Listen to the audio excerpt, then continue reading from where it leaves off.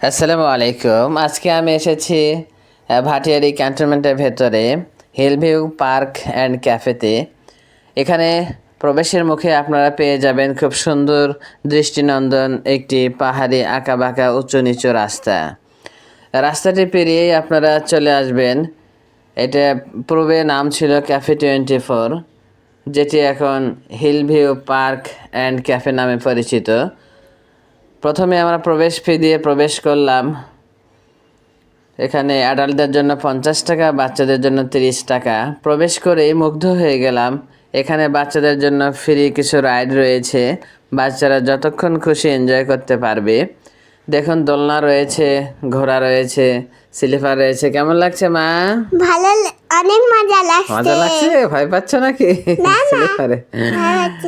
আচ্ছা, এখানে বসে খাবারের ব্যবস্থা রয়েছে, এখানে ক্যাফে রয়েছে, আপনারা খেতে পারবেন। এরপরে লেকে প্রবেশের যে রাস্তাটি আসলে দেখতে অনেক সুন্দর। এখানে লেকের পাড়ে বসে আপনি কিছু সময় কাটাতে পারবেন, বোটে চড়ে ঘুরতে পারবেন। অনেক বড় একটি লেক।